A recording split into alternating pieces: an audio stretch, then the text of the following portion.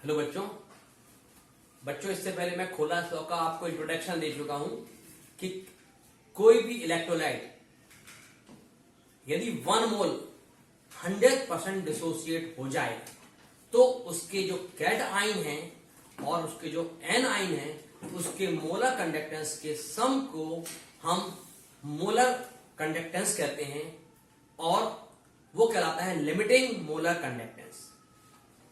खोलार्स ने इसी स्टेटमेंट इसके लिए एक स्टेटमेंट दिया जो कहलाता है खोलार्स law.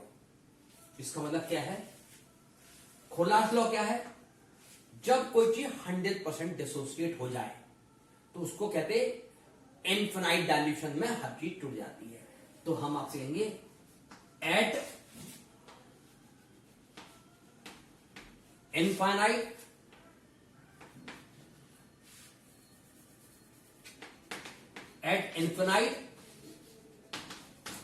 Dilution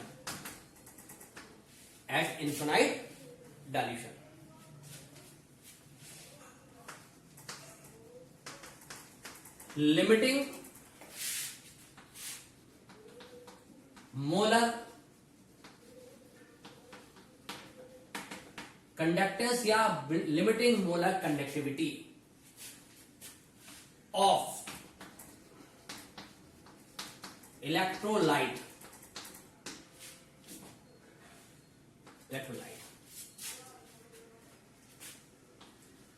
is sum of molar conductance या conductivity of its cation and its anion। यानी कि जब हम पानी डाल देते हैं, पानी को इतना डाल दें मतलब इनफाइनाइट कर दें तो वो नंबर 1 कितना भी इलेक्ट्रोलाइट वीक हो या स्ट्रांग हो वो 100% डिसोसिएट हो जाएगा। पूरा का पूरा एक भी उसमें से मॉलिक्यूल से बचेगा। ईच एंड एवरी आइन डिसोसिएट इनटू द आइंस। उस समय उसके कैट आइन और एनाइन मोलर कंडक्टेंस उसके sum of the molar conductance of its cation और एनाइन, यानी कि एक मोल का मोलर कंडक्टेंस उसमें जो टूटे हुए कैटाइन है उनका कंडक्टेंस और जो एनाइन है उनका कंडक्टेंस। लेकिन उसमें एक बात जरूरी है, व्हेन, कब? ये तभी बात है when migration of cation and anion is independent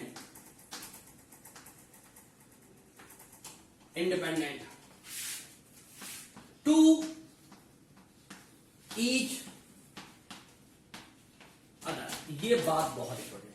this statement known as Kohlrausch's law. ये लॉ है तो हर इलेक्ट्रोलाइट के लिए, लेकिन इसका जो सही एडवांटेज है वो वीक इलेक्ट्रोलाइट के मोलर कंडक्टेंस को कैलकुलेट करने में मिलता है। तो इसका मतलब है एट इनफिनाइट डाइल्यूशन, यानी कि यदि वीक इलेक्ट्रोलाइट है तो इनफिनाइट डाइल्यूशन पे वो 100% कैटाइन और एनाइन में टूट जाएगा।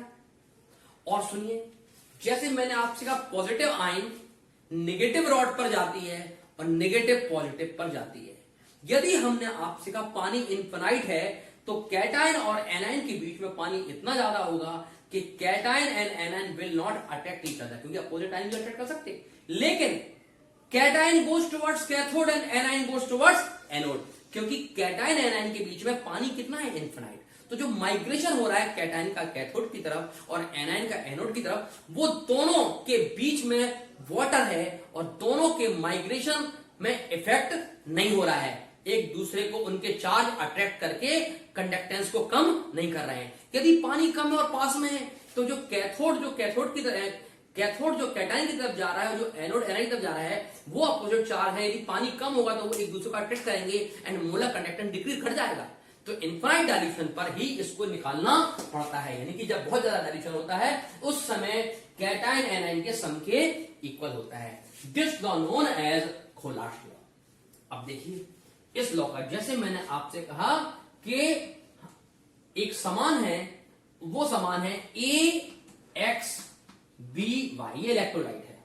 तो इसके 1 मोल का जो मोलर कंडक्टेंस है वो यदि हम यहां पर वॉल्यूम कितना कर दें, इनफाइनाइट कर दें, तो फिर ये 100% डिसोसिएट हो जाएगा और उसके जो A प्लस का कंडक्टेंस आएगा वो X टाइम आएगा 1 का, और प्लस यदि ये Y है तो जो हमारा एनाइन है यानी कि B जो निगेटिव है उसका कंडक्टेंस Y टाइम होगा, और ये कहलाएगा, कब कहलाएगा, जब यहां पर ये भी वॉल्यूम इनफाइनाइट हो और ये भी वॉल्यूम इनफाइनाइट हो, क्योंकि इनफाइनाइट पर 100% आंसर सही आएगा क्योंकि वीक इलेक्ट्रोलाइट है। तो ये हमारा हो गया। अब हम एक दो आपको और एग्जांपल लिख के दिखाते हैं। हमने आपसे कहा Al2SO4 का होल थ्राइस का मोलर कंडक्टेंस, तो क्या होगा, इसका मोलर कंडक्टेंस यदि हम इनफाइनाइट डाइल्यूशन निकालेंगे तो इसका जो Al प्लस प्लस प्लस का कंडक्टेंस है वो 2 टाइम होगा, into 2, plus molar conductance of SO4 minus यानी एनाइन का जो है वो इंटू 3 टाइम होगा। और कब होगा ये, यदि इसमें पानी कम है तो हो सकता है ये पूरा ना टूट जाए, लेकिन यदि डाइल्यूशन इनफाइनाइट है तो ये मोलर कंडक्टेंस की वैल्यू सही आएगी। अब सुनिए इसका एप्लीकेशन क्या है। तो एप्लीकेशन यानी कि एडवांटेज या एप्लीकेशन यानी कि एप्लीकेशन ऑफ खोलाश लॉ, लंबी डेफिनेशन है तो शॉर्ट में लिया। पहला लॉ है, एप्लीकेशन है, number first, calculation of molar conductance of strong electrolyte.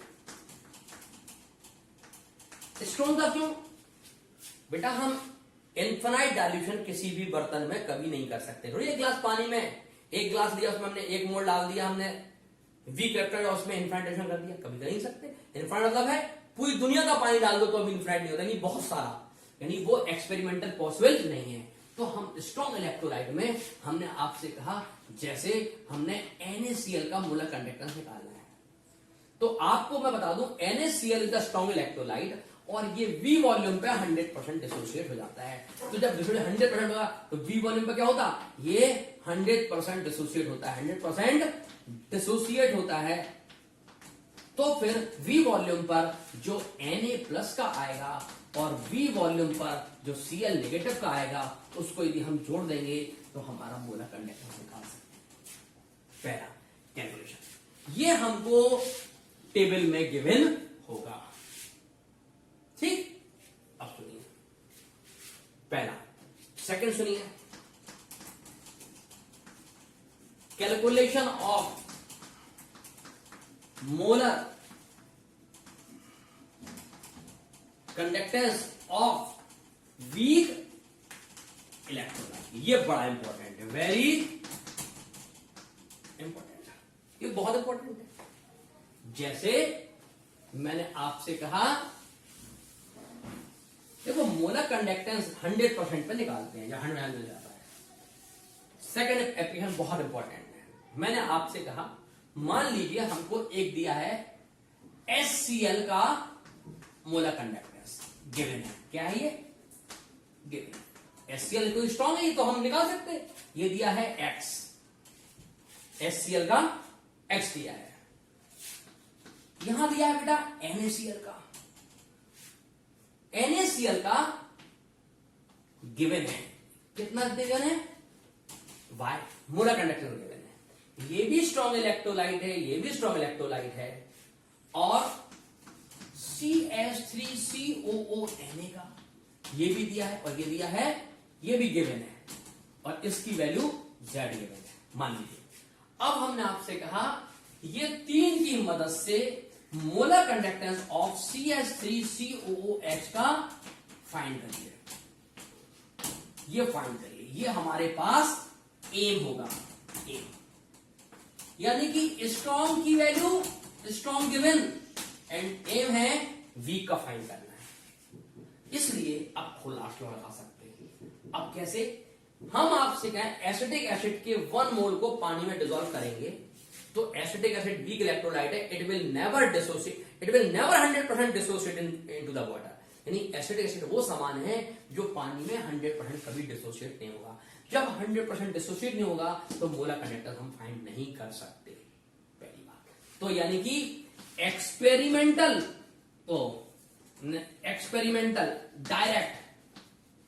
Direct not possible. इसका एक्सपेरिमेंट करके निकालना संभव नहीं है। एक्सपेरिमेंट करो, 1 मोल डाल के हम आयोनाइज कर लें। कोई मशीन नहीं है जो 1 मोल वीक किसी भी इलेक्ट्रोलाइट को 100% डिसोसिएट कर दे। तो फिर ये, लेकिन इसकी वैल्यू फाइंड कर सकते क्या आप सुनो कैसे। HCl स्ट्रॉन्ग इलेक्ट्रोलाइट है, 10 या 15 या 20 या 25 लीटर में डिसोसिएट हो जाएगा।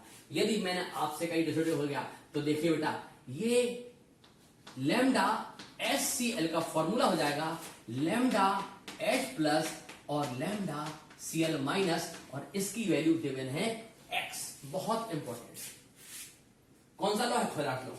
ये मैंने आपसे कहा मानो पड़ा ये 20 लीटर में हो गया, कितने में हो गया, यानी कि 20 लीटर में X आया तो 21 में भी X ही आएगा ना, क्योंकि 100, यानी कि 400 में भी X आएगा। यानी कि हम कुछ भी कर लें इसमें बैठा है, इसका मतलब V वॉल्यूम यदि हम इन्फिनाइट मान लें, यदि V वॉल्यूम हम इन्फिनाइट मान लें, यदि V वॉल्यूम हम इन्फिनाइट मान लें तो भी इसका आंसर X ही आएगा, क्योंकि 100% से हमें जब X आ रहा तो 200% तो कंडीशन हो नहीं जाएगा, वो तो 100 में जितना आता हो नहीं आएगा वो। तो ये हमारा आ गया। अब NaCl भी स्ट्रॉन्ग इलेक्ट्रोलाइट है, यदि हम NaCl को 1 मोल को हम पानी में डाल दें तो 1 मोल Na जब टूटेगा तो 1 मोल Na positive and 1 mole Cl negative, ये भी एक लिमिटेड अमाउंट वाटर के अंदर डिसोसिएट हो जाएगा। जैसे ये 30 में हो गया, हो सकता है 59, तो इसका मतलब ये भी हम निकाल सकते, और जितनी वैल्यू हमारी किसी भी वॉल्यूम पर आएगी वो इन्फिनाइट के वॉल्यूम के बराबर ही होगी, और उसकी वैल्यू हम देख लेंगे कि वो y होगी। तो फर्स्ट हो गया ये और सेकंड हो गया ये, हो गया प्लस। थर्ड हम इसको, ये भी हमारा सॉल्ट है, ये भी स्ट्रॉन्ग इलेक्ट्रोलाइट है, तो यदि हम आपसे कहें कि CH3COO Na को डिसोसिएट करें, अभी हम इसको हटा देते हैं, यदि डिसोसिएट करें तो आप क्या देखोगे कि इसका फॉर्मूला आएगा lambda CH3COO minus plus lambda Na। ये भी स्ट्रॉन्ग है, तो ये भी हमने आपसे कहा V इक्वल टू इन्फिनिटी, यानी कि किसी भी वॉल्यूम पे जब हम 100% डाल लेंगे तो वो इन्फिनिटी के बराबर ही होगा, और इसकी वैल्यू हमें मालूम पड़ा Z गिवन है। ये थर्ड हो गया। ये 3 इक्वेशन हमें गिवन है और हमको इसका फाइंड करना है। इसका मतलब we have to required equation कैसे रहेगा, CH3COO इन्फिनाइट पर ये निकालना है। कैसे, इन्फिनाइट पर CH3COO माइनस मिल जाए और इन्फिनाइट पर H पॉजिटिव मिल जाए। यदि ये आंसर हमें मिल जाए इस 3 इक्वेशन की मदद से तो हमारा काम हो जाएगा। हमको ये 2 चाहिए, वो हम गोल बना दे रहे हैं, तो 2 ये हमको राउंड चाहिए। तो आप देखिए CH3COO ये हमने एक राउंड कर दिया, और दूसरा H प्लस हमको ये चाहिए, हमने ये राउंड कर दिया। इसका मतलब इक्वेशन नंबर फर्स्ट से H चाहिए, इक्वेशन नंबर थर्ड से CH3 चाहिए, और हमको केवल ये 2 चाहिए, बाकी नहीं चाहिए। जिसको चाहिए उसको हम ऐड करेंगे, तो फर्स्ट और सेकंड से चाहिए, थर्ड से चाहिए है, तो हमारे पास फर्स्ट प्लस थर्ड चाहिए। सेकंड में ना तो हमें Na चाहिए ना हमें Cl चाहिए यहां पे, तो यानी कि फर्स्ट प्लस थर्ड के बाद जो आंसर आए माइनस सेकंड कर दो, वी गेट आंसर। याद आएगा, देखो कैसे आता है, ये वाला इक्वेशन आ जाएगा। यानी कि इक्वेशन 1, इक्वेशन 2, इक्वेशन 3 की मदद से we have to find this equation. This is the M. ये हमारा एम है, ये इस फॉर्मूले से आएगा। तो देखो हम पूरा इकट्ठा करते हैं, हम पहले फर्स्ट प्लस थर्ड लिखते हैं। तो फर्स्ट क्या है, lambda H plus infinity plus lambda Cl minus infinity plus third lambda CH3COO minus infinity plus lambda infinity Na plus. ये हो गया first plus third. Minus second तो minus lambda Na plus infinity plus minus lambda Cl minus infinity equal to यहां से लेके ये value कितनी है x, यहां से लेके ये वैल्यू कितनी है ये z, ये दोनों वैल्यू क्या है ये नीचे वाली तो z, तो ये क्या हो गई प्लस z। और सेकंड ये क्या है हमारा NaCl, ये कितनी है z, तो ये हमने इसको क्या कर दिया माइनस कर दिया, तो ये माइनस तो पाया। अब हम इसको दो ध्यान से देखते हैं, ये Cl माइनस और ये Cl प्लस कैंसिल, ये Na माइनस और ये Na प्लस कैंसिल, क्या बचा लैम्डा H प्लस इंफिनिटी और plus lambda CH3COO minus infinity. और ये जो आंसर है वही तो है, ये देखो आ गया, इसका आंसर आया x प्लस वाई। इसका हम एक एग्जाम्पल दिखाते हैं जो आपकी NCERT पर है। यहां बेटा जो मैंने लिखा है, यहां पर आपकी बुक में एक क्वेश्चन दिया हुआ है और उसमें लिखा है कि molar conductance of NaCl is 126.45 siemens centimetre square mole inverse, ये यूनिट है। दूसरा HCl की वैल्यू दी है 425.9 siemens centimetre square mole inverse. Third हमको CH3COO Na दिया है 91.0 siemens centimetre square mole inverse, ये दिया हुआ है। अब आप बताओ ये दिया है and we have to find molar conductance of acetic acid. तो कुछ नहीं करना है, हमको NaCl नहीं चाहिए, यहां से हमको H चाहिए और यहां से हमको एसीटेट चाहिए। तो this plus this minus this equal to answer. तो देखो x की जगह तो हम ये यानी कि x, तो हमको HCl, हमको क्या चाहिए HCl चाहिए, तो HCl का दिया है 425.9 प्लस Z हमको दिया है x हो गया, Z हमको दिया है 91.0 और y दिया हमको NaCl का कैंसिल करने के लिए Na, तो ये हो गया -126.45 इक्वल टू सॉल्व कर देंगे तो ये देखो ये वैल्यू पुट कर दी तो हमारा इसका आंसर आ जाएगा। और सॉल्व करने पर आपको जो आंसर आएगा वो आएगा 390.5 सीमेंस सेंटीमीटर स्क्वायर पर मोल। ये हमारा आंसर हो गया। खोलार्स का सेकंड लॉ हो गया, वो सेकंड एप्लीकेशन हो गया खोलार्स लॉ। तो खोलार्स लॉ की मदद से हम 3 या 4, जैसे हमने आपसे कहा x और y की वैल्यू इतनी है, y z की वैल्यू इतनी है, zx की इतनी है, तो x y z के अलावा निकालो तो वही है, इसकी वैल्यू इतनी है, इसकी वैल्यू इतनी है, इसकी वैल्यू इसकी नहीं है, तो यानी कि इन दो की मालूम है x और y की, ये y और x की, z और y की, और आप तीनों को ऐड करके एक को माइनस कर देंगे इस तरह से, तो आपका H प्लस इससे आ जाएगा और एसीटेट, यानी कि H प्लस इससे मिलेगा, एसीटेट इससे मिलेगा। इसका मतलब ये प्लस ये प्लस ये माइनस ये, सिंपल सवाल। H ये, CH3 ये, माइनस जब ये करेंगे तो Na यहां से हट जाएगा और Cl यहां से, तो ये यहां से हट जाएंगे, ये दोनों बचेंगे। और ये हो गया हमारा खोलार्स लॉ का एक बेहतरीन एप्लीकेशन जो पेपर में अक्सर आता है। एक और काम कर सकते हैं खोलार्स लॉ से। खोलार्स लॉ की मदद से हम डिग्री ऑफ डिसोसिएशन निकाल सकते हैं, अल्फा निकाल सकते हैं। Alpha equal two degree of dissociation निकाल सकते हैं। कैसे याद है आपको? यहां था डिसोसिएट मोल अपॉन एक्चुअल मोल, ये सॉल्यूशन वाले चैप्टर में पढ़ा था। जैसे मैंने आपसे कहा NaCl के 10 मोल लिए और Na पॉजिटिव Cl नेगेटिव 10 में से 6 टूट गए, तो इसका मतलब डिसोसिएट कितने हुए? 6। कितने में से? 10 में से। तो यानी कि 10 में 6 डिसोसिएट होते हैं, तो 1 में 6/10 इक्वल टू 0.6, यानी अल्फा इक्वल टू 0.6। यदि अल्फा का परसेंटेज निकालना हो तो 0.6 इंटू 100 करते थे तो हो जाता था 60% डिग्री ऑफ डिसोसिएशन सॉल्यूशन वाले चैप्टर में।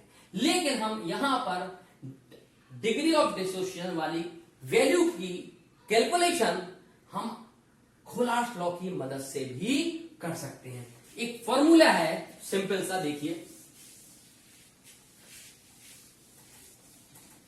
देखिए मैंने आपसे कहा मोलर कंडक्टेंस जो इन्फिनाइट डाइल्यूशन पर होता है वो होता है इन्फिनाइट डाइल्यूशन पर 100% होता है, ठीक है। लेकिन मोलर कंडक्टेंस वी डाइल्यूशन पर 100% नहीं होता, मान लीजिए कम होता है, वीक इलेक्ट्रोलाइट है। तो इसका मतलब है कि यदि हम आपसे कहें इसमें 50% पानी है, यानी 50% डिसोसिएट हो रहा है, तो कैसे निकालोगे?